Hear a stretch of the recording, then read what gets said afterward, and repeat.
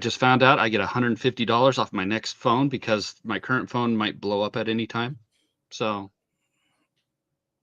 Well, I'm glad you have a propensity to see the good in situations. So $150 is good and good enough to make you feel good about your phone blowing up. So that's, we'll take it. It's Friday afternoon. We'll do that.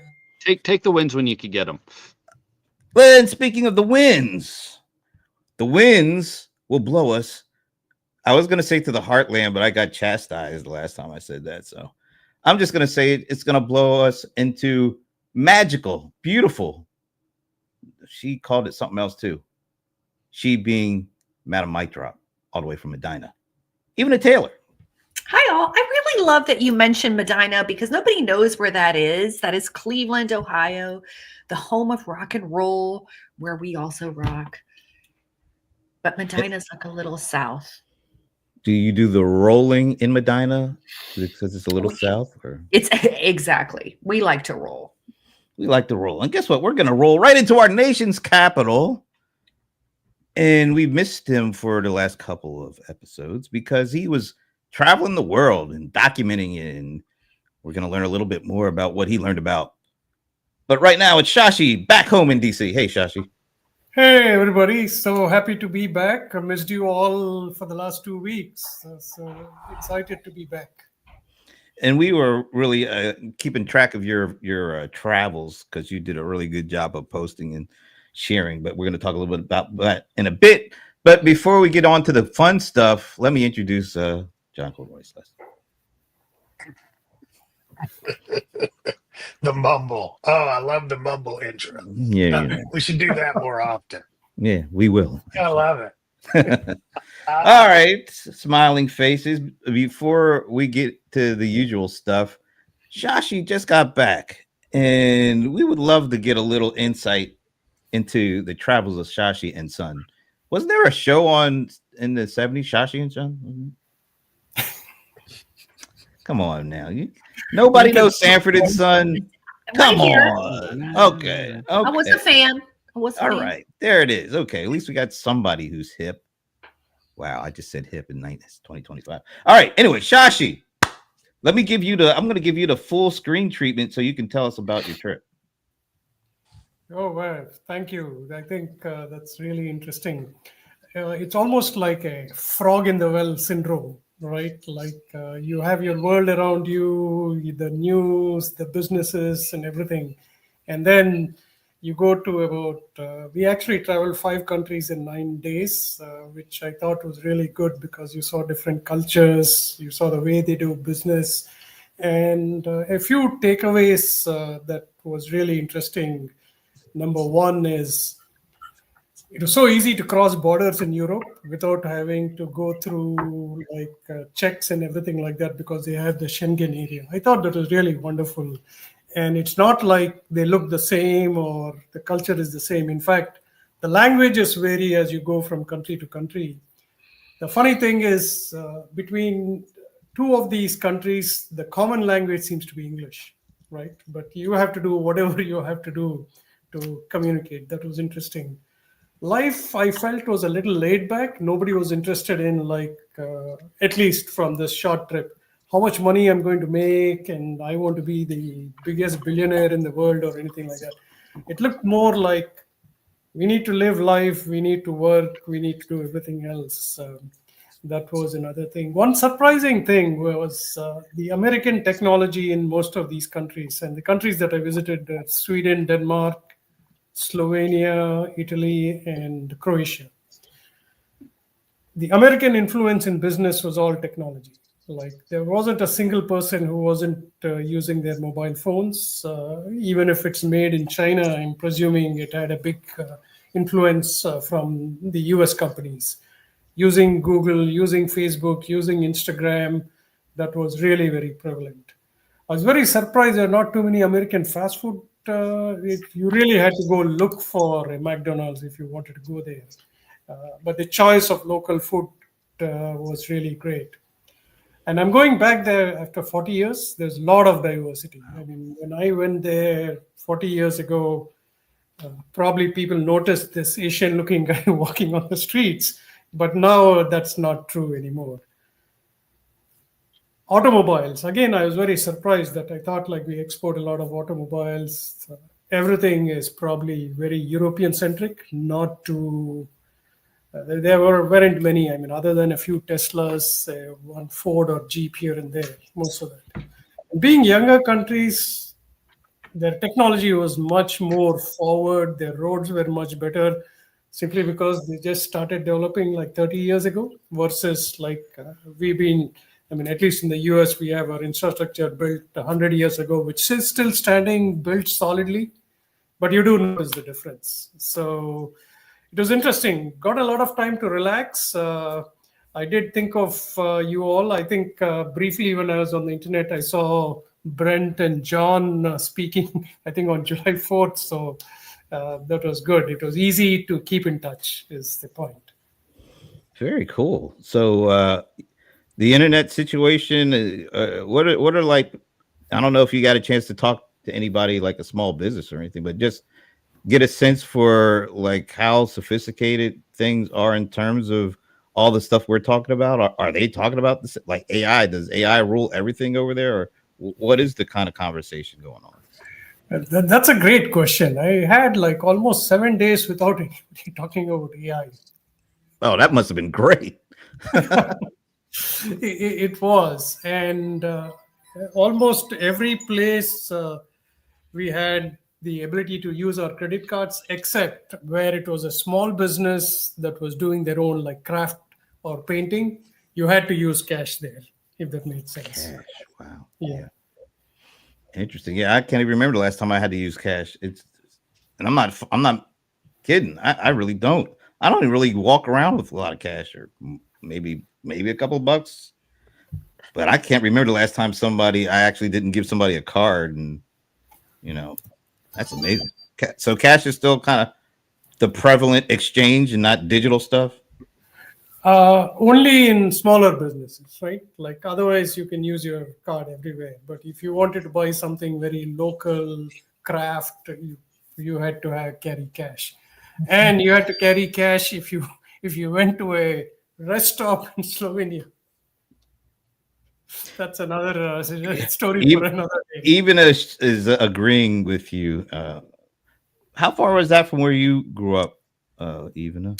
I am originally from Belgrade, from the capital of what is now Serbia, but I have traveled all over the former Yugoslavia. I've been to Croatia, have been to Slovenia, and if you are a nature lover, like right now, Croatia is super hot if you're traveling. In fact, I gotta say something. And you guys might have seen content like this, but people are doing comparisons between vacationing in the United States versus vacationing in Europe. And I just saw some guy do a video saying that it costs as much to do a week at Disney as it does to do a month in France. Wow. Think about that. His budget was approximately $8,000, give or take. And he was that's what he spent in France for a month. So, the former Yugoslavia is it's a tiny little place. If you count Serbia, Croatia, Montenegro, Bosnia, all those states, so to speak, but loaded with nature, just wonderful nature. So I know Shashi got to see some of that, and highly recommend if you want your lowest total cost trip, that is one of the places. I know folks are going to Portugal too and Spain, but it's really easy to hit. Like Croatia is a great place. I highly recommend going around Bosnia. There's like so much history there. So yeah, and everyone speaks English. So right, Shashi, you're pretty comfortable there. Everybody speaks English. If it doesn't, and you're talking to somebody in a street who doesn't speak English, somebody from an apartment above will translate. Yeah, we Slavs are nebi, as we like to say in the Pittsburgh area. We like to get all up in your business. I will say this: if you are a vegan or a vegetarian, you want to stick to the big cities because you're going to get your food needs met. But if you are traveling in the Balkans, you gotta like meat and dairy. Any particular kind of meat? Just Yeah, you're gonna get what we call a mixed grill, which contains almost like a souvlaki-ish type thing. We eat a lot of, oh, that's another thing. We eat a lot of pork, a lot of lamb, also some beef, mixtures of all of those things. And all the meat is what we would consider to be quote unquote well done, but it's a different type of cooking style. So it's super juicy. I don't know, Shashi, hey, you're a foodie. Shashi's a big foodie. Talk to us about food.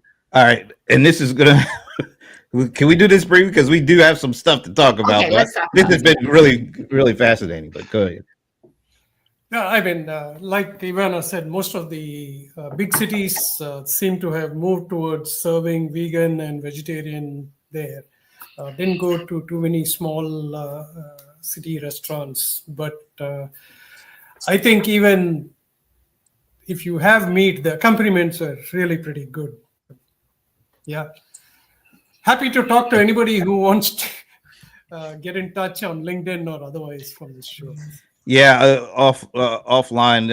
Let me know where I can get the hot wings if I want to go to Croatia. That's really important to me. Anyway, so shout out to, oh wow, just as soon as I said that, it jumped on me. Shout out to Alan. Yeah, I know hip is not hip, Alan. I was just trying to make a joke, kind of like your Jets are. But oh, that wasn't nice. That was really, that was rough. I shouldn't say that to Alan.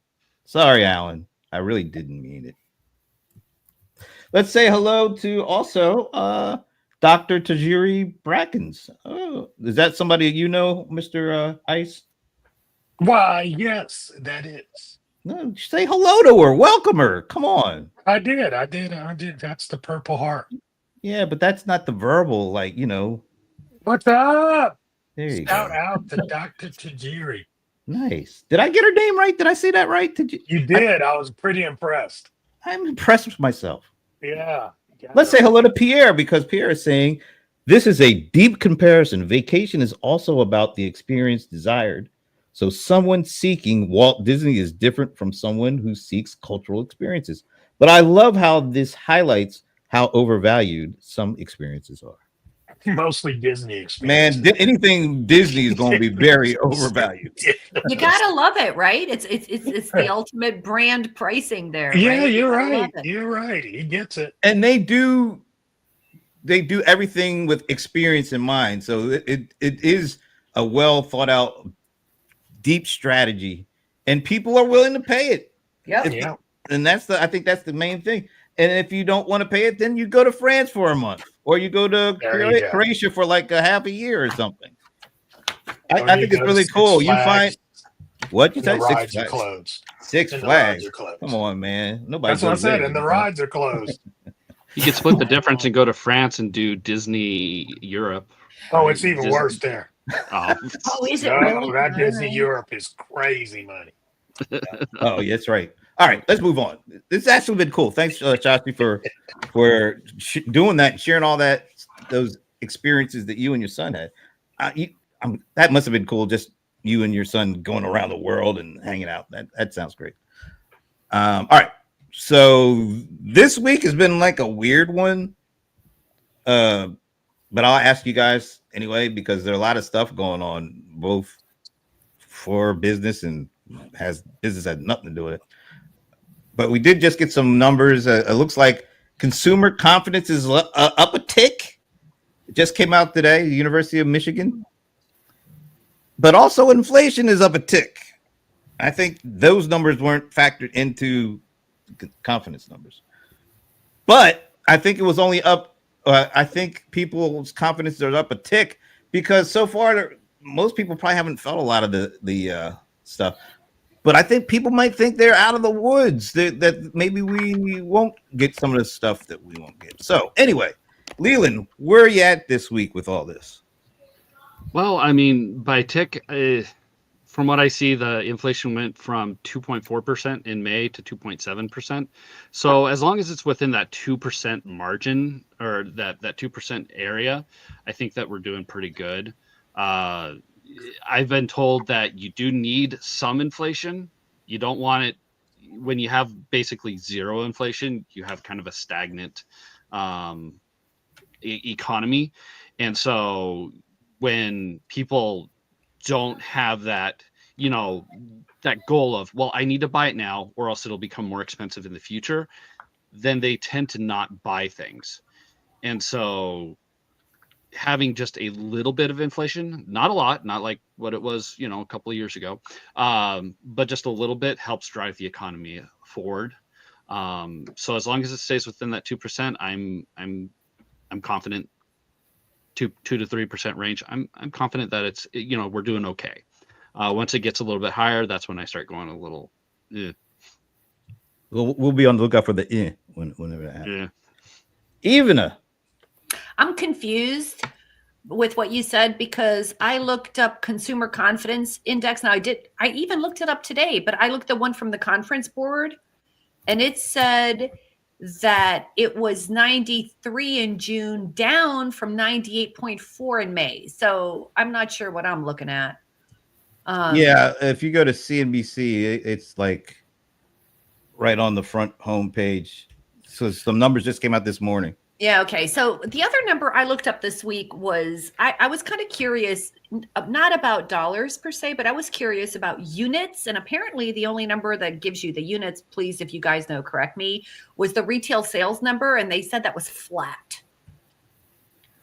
Right. So sales have been sort of flat is what I've seen. But overall, I have not seen too much of anything different. I continue to see confidence right with small business confidence, just like sitting up there. I think Shashi saw my LinkedIn post and I said, this economy feels like cancer. Because you guys know my mom is sick and the doctor's like, your numbers look great. She's like, I feel horrible.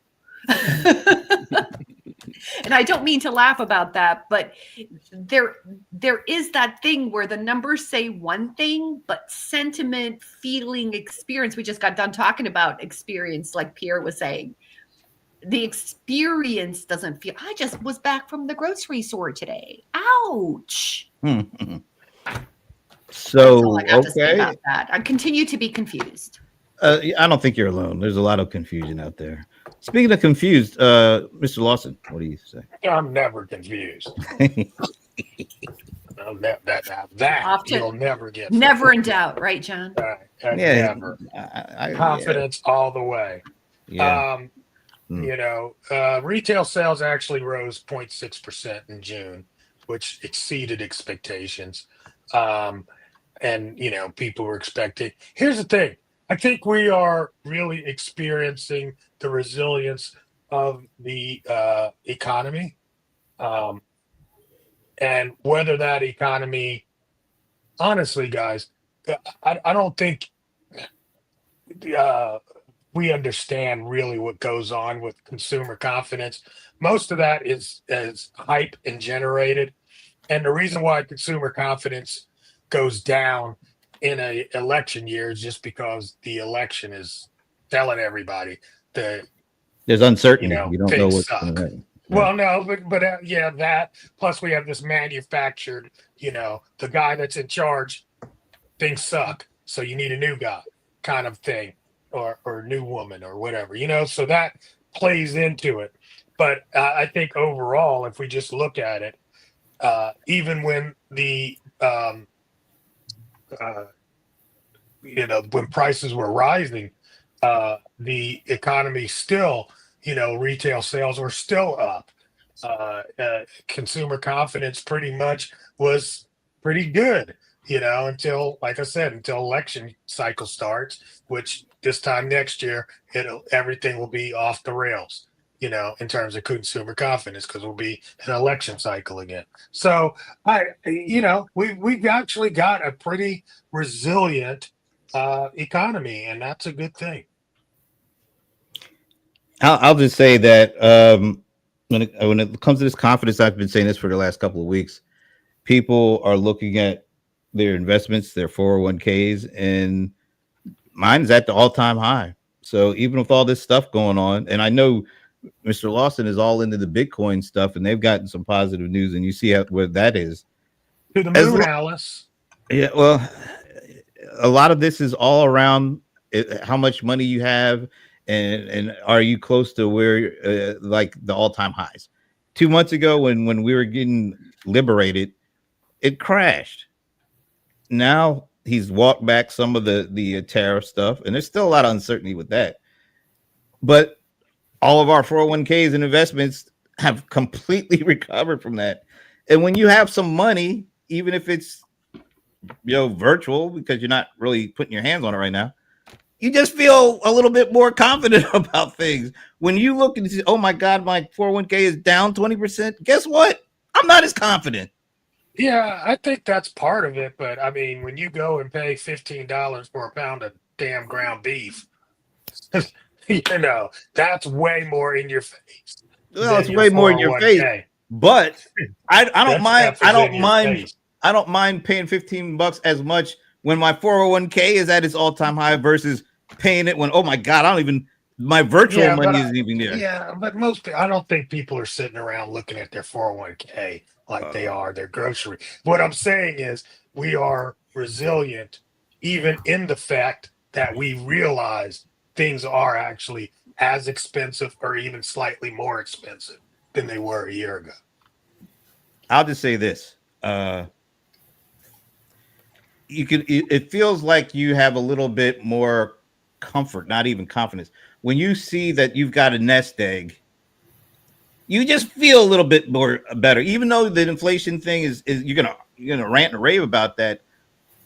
But it's not like you're losing any confidence. You're just mad about it. When you don't have your 401k where it was like when it's dropped 30%, yo, man, that's scary. I don't have that confidence that I had, even though I'm mad at the inflation and paying $15 for something that I maybe paid $5 for. I'm angry. I'm scared when my 401k is going down. My confidence is gone. With all that said, let's say hello to Martin. Hey, Martin. Good. Yes. Talk to Shashi. Yeah. You guys need to find out that, he can help you with your trip. Like Leland has been awful quiet. Well, actually, Shashi hasn't given his opinion of the week. Yeah, actually, I think John said it right, that the economy is very resilient, right? So what's happening now is we've started ignoring things that we're paying a lot of attention to for some time. So now, like Brent said, hey, our nest egg is safe, seems to be doing much better, so we are not really worried. Now, the tariff talk is also being ignored by a large amount of people because they say like, oh, because we like tacos. Right. I mean, the only sector that seems to be affected in what I've read is travel. Travel has gone up so high, especially places that they're expecting a kind of withdrawal. People are going to local places much more than traveling out. People I heard are spending more on cars, which I find it very surprising because maybe they expect the costs to go up. But for small businesses, I think the uncertainty is still very high. Hey, somebody could answer this question for me, though. It's like, when they said retail sales rise, 0.6%. How do they, or do they offset the fact that, prices have increased? What are you about, wholesale versus retail, or what are you talking about? No, it's just like when they say, U.S. retail sales rise 0.6% in June, right? Yeah. But then you've got, like you said, the inflation rises 2.4%.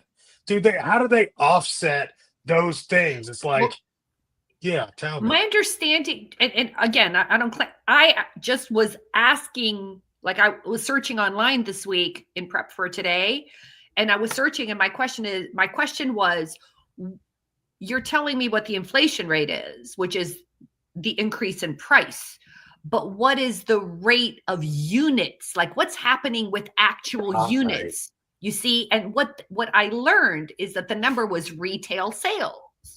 That's what it said. I don't know if that's true. I'm just telling you what it said, that retail sales is 0.6. Mm-hmm. So my point, the reason I call that flat, I called it flat because, well, inflation went 2.7 and sales are like 0.6. So I call that flat. Yeah. Am I wrong, Yeah. John? Or do you, I mean, No, that's what I was wondering too. I'm like, it's like, yeah, it went up, but so did the price. So taking exactly. And home so in the essence, same amount of stuff. Right. Exactly. That's what I was calling it. And if anyone has anything to add to that, that's how I'm looking at it. So, and the other thing that was offset about the other, the more granular part of those numbers is that they were talking about certain, what did they say? There were certain products that had increased in price. So these numbers were influenced by, what did it say? Oh my God, food. Yeah. I can't find it. Yeah. That's Yeah. I'm trying to find in my notes. I'm trying to find because they had gone into details specifically about what products were driving that. I think So food is somebody up else can jump 0.3%. in. Food is up 0.3%. Gasoline is up 1%. Energy is up 0.9%, and shelter is up 0.2%. Those Okay. were the ones that I got highlighted in my little summary. Yeah, your of notes the there. inflation. Yeah. Okay, so Eric Winchester says part of the nearly broad rise, interesting way to put it, the nearly broad rise in retail sales last month was likely due to tariff-driven price increases rather than volumes. There we go. That sounds right. Thanks for joining us, Eric, and also thanks for joining us, Samarth. Please, I apologize if I'm not saying your name right, but thanks for joining us. And yeah, most of us are great on this panel. Yeah, most of us. Not everybody. Anyway, let me say hi to. Did we already say Tochiana July?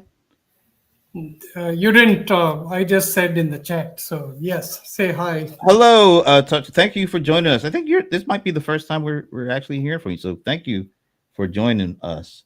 I like that name, Tatiana July. It's really cool name.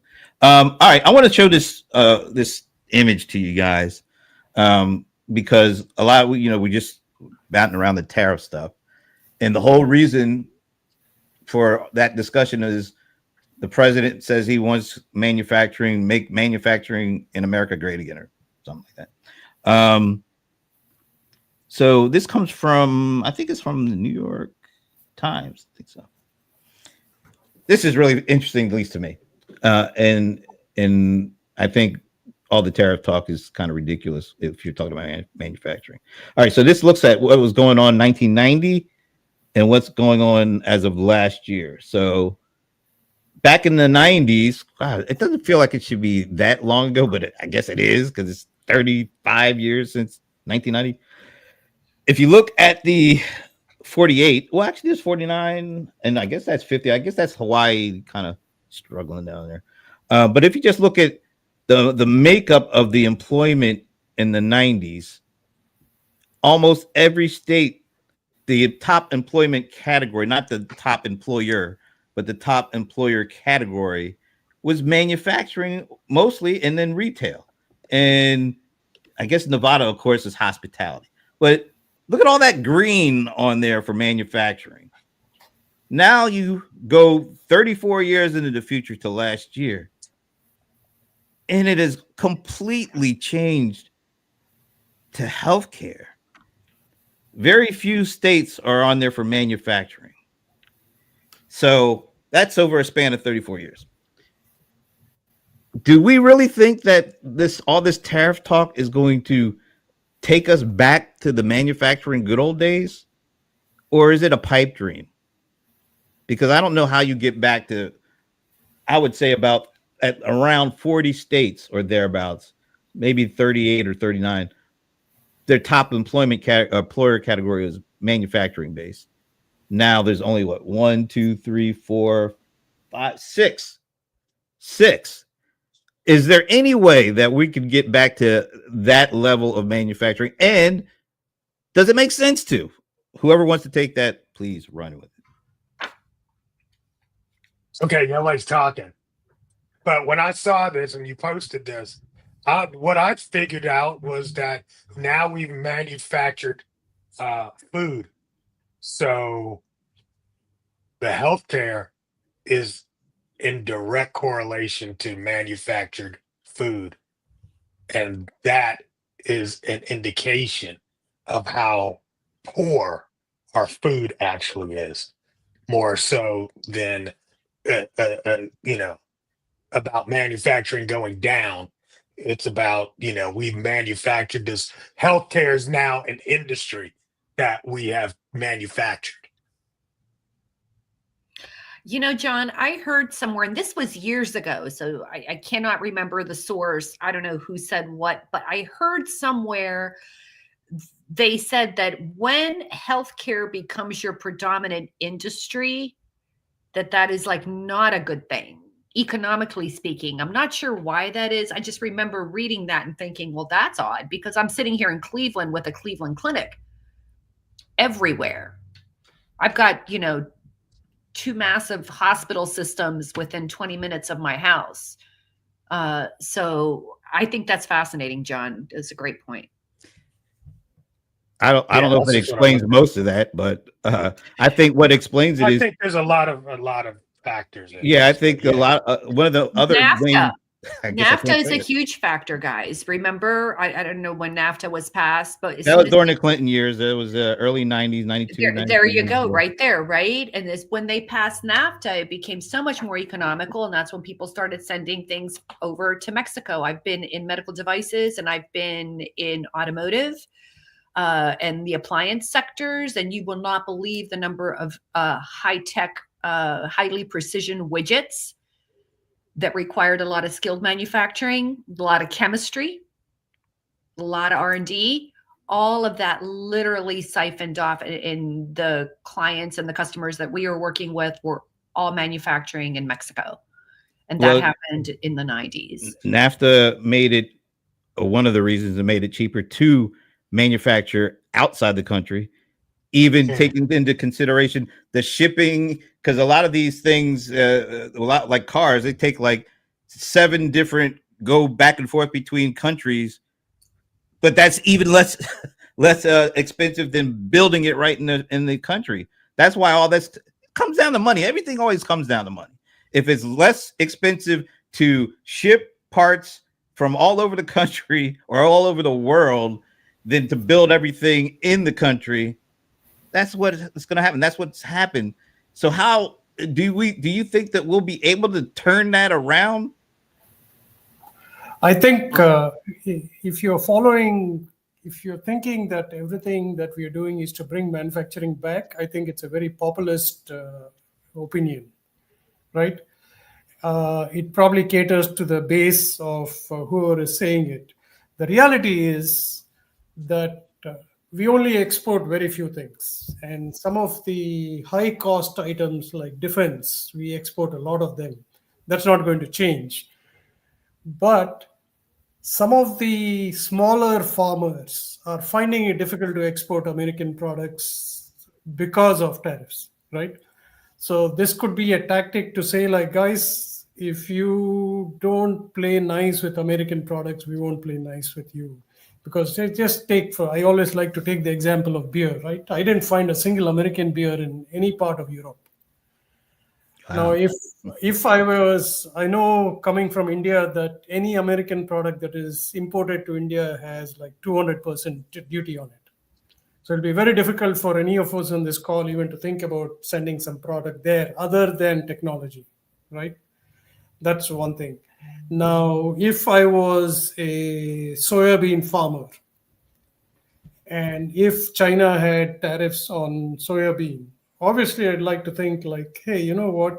As long as I'm making money, I don't care about what China is doing to the end consumer. So there's a lot of nuances to this, but I don't think manufacturing is going to come back. We are just going to buy things wherever it is cheaper. It might marginally increase the prices, like people have said, but it may not be that everything is going to move here. That's my theory. It takes years. I'm sorry. Go ahead, Leland. Yeah, I was going to get Leland in there. Well, I mean, since the tariffs have happened, there have been a lot of companies that have claim that they're going to be spending billions of dollars in increasing manufacturing over here in America. And I think that it can happen. I think that, you know, if you get a bit of pressure to be able to push them, they may choose to come into America and start up manufacturing to where the people that are working there aren't necessarily making the shoes or actually assembling the phones, but they'll have more automated methods for making these products, and then you have people overseeing the machines, which will be a more higher paying job than just a person, you know, making the phone. So I could see those kind of jobs in manufacturing coming back into America. That would be kind of the hope. And also, yeah, I do think that, like what Shashi was saying, it's probably twofold. Try to bring in some manufacturing, but also get better rates for us to be able to export stuff, so that because, you know, it's the argument that I've seen a lot. It's like, why is it that other countries can tariff us to hell and back, but we're not allowed to tariff other countries? It doesn't really make a whole lot of sense. We want to be able to sell our products, but we're not allowed to, but the rest of the world can sell their products to us. Yeah, I just level playing field. I totally get that, especially in theory. But how can we expect some of these third world countries to pay the kind of things that we can afford to pay, and we want to pay those prices? So it's like, it all sounds good, but should we really expect countries that I couldn't even pronounce to be on the same trading level as us when we've had the number one economy for the last 100 years or something like that? I don't know how. I mean, I think there's a balancing act that, you know, we can always be trying to work on, but I think sometimes we're being America. We look at we got the hammer and everything, every solution we could hammer. And I don't know if we want to do too much hammering all the time. I think there's sometimes diplomacy and actual discussion and negotiation. There's a role for that. I mean, I think there is. At least I think it should be, and not just hammering all the time. How are your I mean, just because I like doing, John? How are You your said what? e-commerce people? How are your e-commerce people doing? Oh, I don't even want to talk about them. I feel bad for them. Dang. Yeah. Where's the small business in all this? Like 5 They years. don't care. They don't care. They don't care. They don't care. They don't care. Like, don't they have to source They don't care materials about and small stuff? business. Oh, you say They don't care about. They don't care about small business. They gonna make their point, and they gonna make their point, and just deal with it. You know. So we'll see how this plays out. You know, because here's the deal. Let's be real in that equation of, okay, well, it's made cheaper over there. Well, the deal is we have companies that are created over here that get those products that were made over there. They become the middleman, and they now get to eat off of the fact that they are sourcing from lower price companies, you know, or lower manufactured companies. So it's not like it's 1-to-1, you know. So all the middlemen now get pushed out. That's why I say they don't care about small business. So all small business, screw you, all the money you make, all the families you feed, all of that. We don't care. We're just going to bring all the stuff back, and maybe you can work for the companies that manufacture here. No. So it's, you know, it's not that simple. It's not like, you know, it's not elementary math. And the fact that I like to eat and I live in a country and I make enough money to eat avocados when I want, and you can't grow avocados in Atlanta, Georgia, you know. That's why you got to eat peaches. Right, exactly. So to say that, well, you know, you didn't brought in so many avocados, y'all need to buy as many Fords as we do, as you import avocados, or it's not fair. It's just stupid. The whole math is just absolutely idiotic stupidity. The math is And not mathing for most of And, this. and the thing is, when Yeah. when any of the people that actually are economists get on with the politicians and ask them economic questions, they don't have an answer because they can't do the math. The math ain't math. Let me shout out Bob Fagel, a buddy of ours. Me and Shashi over on PPN, size serum players and all that. The cities have narrower streets. For the cars. But Shashi was saying there aren't American cars there because our cars are too big. Oh, heck no. All right. This has been really interesting. Thanks, Eric. This has been really interesting, though. But a quick kind of go around real quick. Does it feel like our president is trying to figure out a way to fire the Fed? Because this story keeps on coming back. Like he sent a letter around to, I guess, a group of Republicans and trying to, I guess, gauge if they think that he can actually fire him. A, do you think he's going to find a way to do it? And B, do you think it's a good idea? I don't know.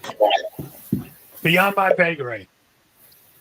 Well, come on, Mister. I got all the confidence in the world. No, I mean, I really just don't know. I don't understand that part. It's beyond my pay grade. I don't understand the Fed and the interest rates and I don't understand all of that. All I do understand is, he's the president. Shit. If you don't like the guy, get rid of him. Legally, he can't. That's the problem. I mean, They're trying to find a loophole. They're trying to find a loophole. Exactly. But It might be a problem. But why is he trying to fire this guy when all reports is through some serious rough seas? He's navigated it pretty effectively, and the economy has. Remember when we were talking about the economy is going to crash at some point, and they start talking about the kind of the Goldilocks economy, like he has to kind of look out for this and this and walk it down like that, and all that talk of gloom and doom was going around. We never got the gloom or the doom. And this guy's been in office because Trump put him in office in his first go around. So why do we always have this thing about him getting fired? I don't get it. Maybe you guys have a better. He wants them to lower the interest rates. I don't think that's the reason he wants to fire the guy. You don't. What do you think? That's pretty much. Leland? That's pretty much. That's all it is. I know it is. It's go ahead, Leland. I'll follow you. And I have been kind of following it, and yeah, he doesn't like the fact that Trump wants he wants a growing economy, and you have Jerome Powell, and Jerome Powell is one person who essentially controls the speed at which the economy can grow. He has sole control over the ability to be able to set the interest rates. It's one person. And Trump can't actually control that aspect. There is a board made up of bankers. There are a board of governors. That go into the decision. But ultimately, it comes down to Jerome Powell. And Trump is not happy because now that he's president, he wants the economy to grow. Now that interest rates are lower, Jerome Powell says, "Oh, there might be some, turbulation on the horizon." But he could still dial it back a little bit. He could kind of meet in the middle, but he's being very hard on the fact that no changes in the interest rate, even though we have better inflationary rates than when he set it at 7% to curb the high interest rates. You know what the irony is in all of that? We were on a trajectory to go have several interest rate cuts until Trump started talking about the tariff stuff. And that brought a whole level of uncertainty. When you start saying you're going to tariff 100%, that's inflationary. So how could you even think about lowering interest rates when you have that? And it's still uncertain about that. Now, he's walked a lot of it back. That's why they keep calling him Taco for some reason. But he kind of caused the reason why we haven't seen more interest rate cuts recently. I think it's more about he doesn't like when he doesn't have the ability to make somebody bend the knee or to fire them if they don't bend the knee. I think it's as simple as that. because it can't be just about economics, because he should be taking credit for the stock market is like at an all-time high. He would usually be eating that stuff up like pie, but yet and still he can't, because he has to get rid of this guy. I just don't get it. It's also, again, a populist move, right? Like a reduction in interest rates affects everybody, meaning there's not a single person who'd say like the interest rates don't bother. We all take so much loans, credit card loans, housing loans, car loans, and everything. That activity and those transactions are actually much lower than they would be. Now, I think Eric is right. Like Just politics. if interest rate comes down, obviously there will be a lot of happiness in like I pay less for a car and things like that. But there may be a different way. Again, speculating here, but when there was a talk last time of replacing the Fed chair, a very unusual thing happened. Both the stock market and the treasury. And the bond market too. Yeah, bond market came down. Usually it's always like one goes up and the other goes down. Right. That could happen again. Even the folks on CNBC and these like financial networks, they don't quite understand, or they don't want to say why. Actually, they don't understand why he's trying to get rid of this guy when he's not only trying to, grow the economy, but to grow it in a way that it doesn't spark inflation, and also you have to consider unemployment rates. So it's not like you can just look at one of these things and say, oh, if you do this, we're going to be gold. No, that's why they hire these guys, because they have to have all these things going and to be able to deal with it in a way that doesn't crater the economy or cause huge inflation or huge unemployment. It just feels like this is more personal because he can't make the guy bend the knee and he can't fire him. He just doesn't like that, I don't think. But we are still at the same rate as when inflation was at its worst back in the day. The economy has changed, things have shifted, but he is still setting the rates as if we are in dire straits, as if we are about to go into a depression. We have recovered, as John has said, the economy is resilient. Things have greatly improved. As you said, the market is at an all-time high. Nothing has changed. Nothing has shifted. But just think about what you just said. All that stuff is positive. Who was the Fed at that point? It's the same guy, right? It's the same guy. So why? And if he hadn't mentioned this tariff stuff, the growth rates or the growth of the economy and the inflation actually would have continued down, trickling down. This is the first month in a couple of months, or more than a couple of months, that it actually ticked up a little. If he had just left the guy alone, I think we would be getting interest rate cuts because the inflation rate would have been coming down still. I don't get it. I think it's more personal than all this other stuff, because all the things you just said, they're true. And he was the Fed through that. So why would you fire him now? It just doesn't make any sense to me. I'm sorry. I don't like harping on this, but it just doesn't make any sense. He should be taking the credit. He should be like, I'm the president. All this stuff has happened. Stock market's going crazy. Inflation we're handling it. Why don't just take the credit and run with it? That's my only issue. Well, wait a minute, man.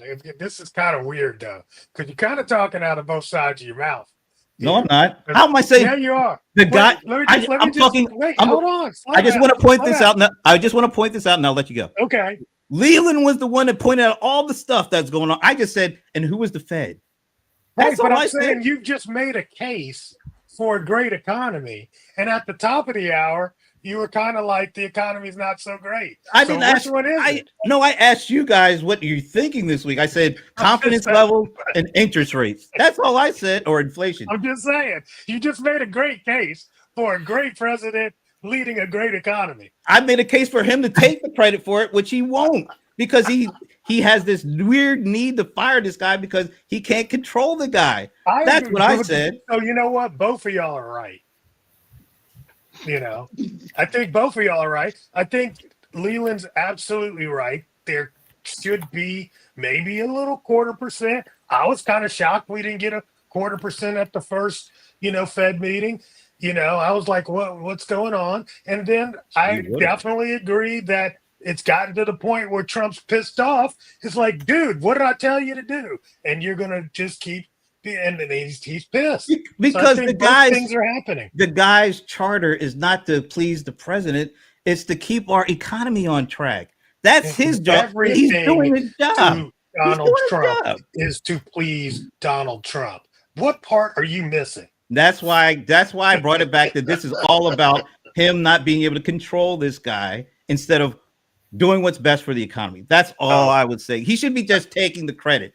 He does that. The best thing he does is take the credit. But for some reason, he's not taking the credit because he wants to get rid of this guy because he can't control him. It just makes me so irritated. We should be feeling a little better about the economy because it hasn't cratered like they were saying it was going to do. And it should when you think about it, because a lot of this is being driven by consumer spending still, and that's being driven by credit card debt, which we have gone completely overboard with from a consumer credit card perspective. We're over $1 trillion. I think it's up to like 1.4 trillion in consumer credit card debt.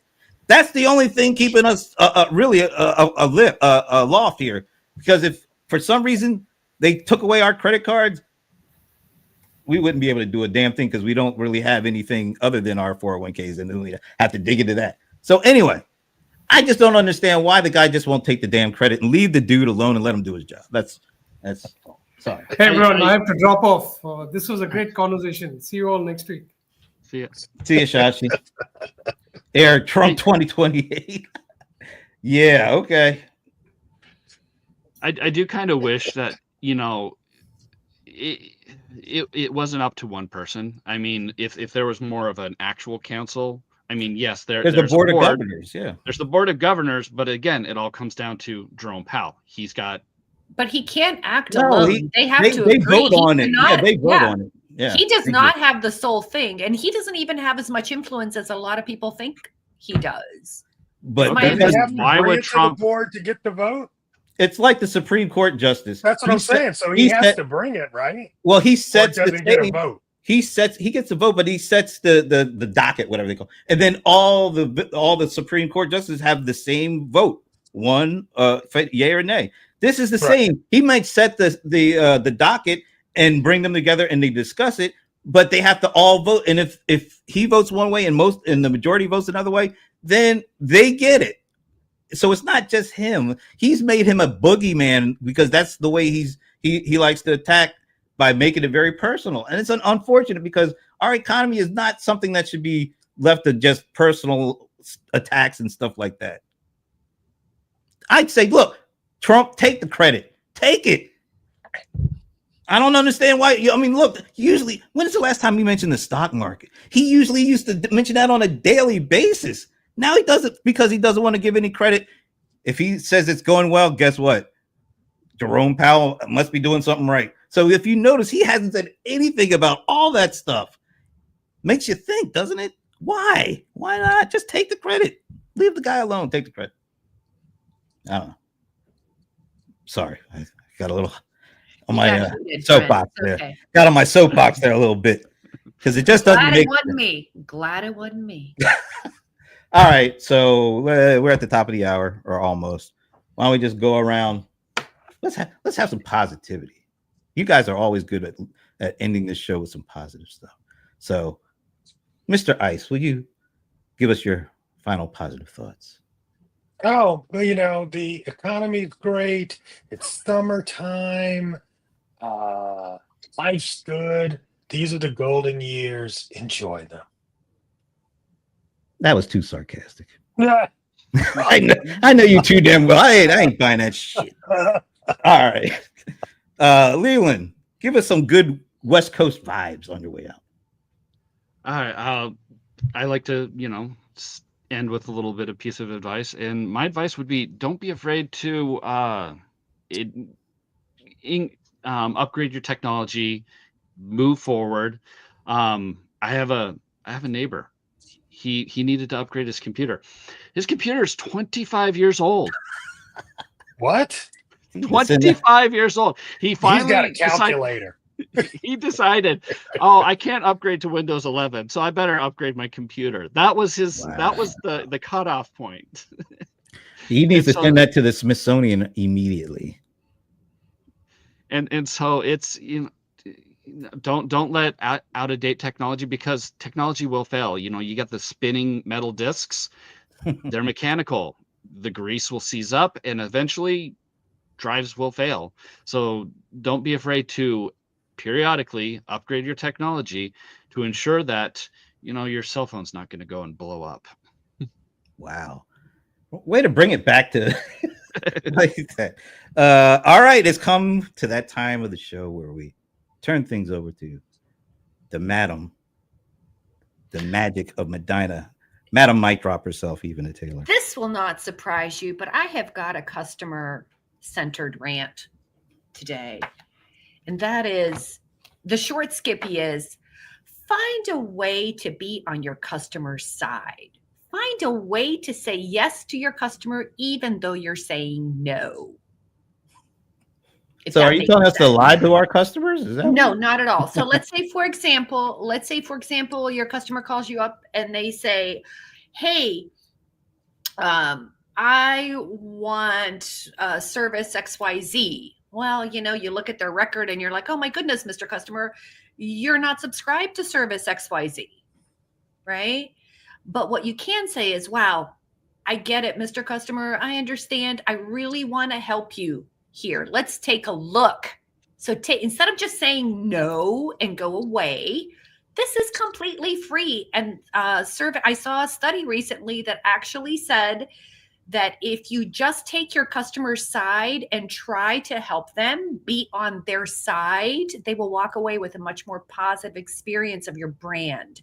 Typically, you think if you say no to your customer that they're going to hate you, but if you say yes, let me see how I can help you, and you try helping them, and you're like, let me talk to my manager. Let me take one more look. Then you come back, Mr. Customer, we have tried 6 different ways to help you, and this is just not working.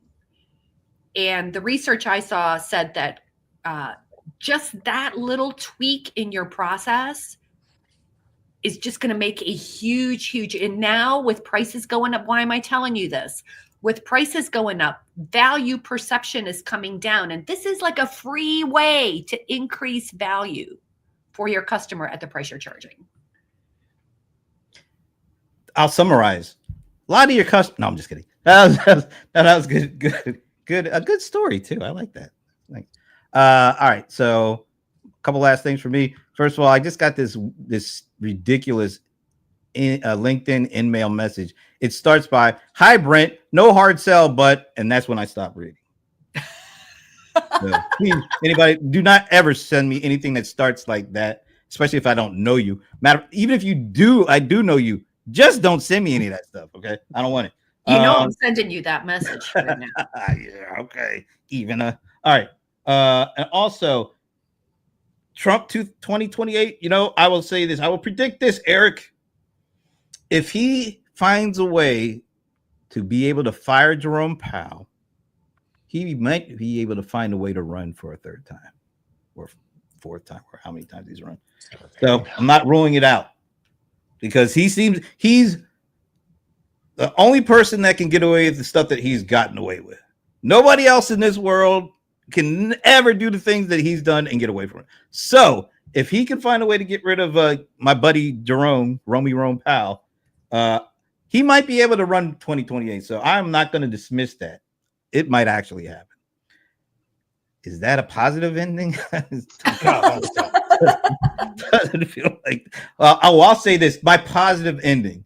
Thanks to all the new folks that were commenting today. This is great. Yes, we had a lot of new people, Yes. in addition to some of the folks that we've had before. So we appreciate people coming in and joining the conversation. There's some really great comments here, like people taking some serious time and effort to put these thoughts together. So thanks for joining us. We will be back next Friday, and I promise I will keep my rants to a minimum of 0, hopefully, unless something else stupid happens. But anyway, we'll see you next week. So he'll rent next week.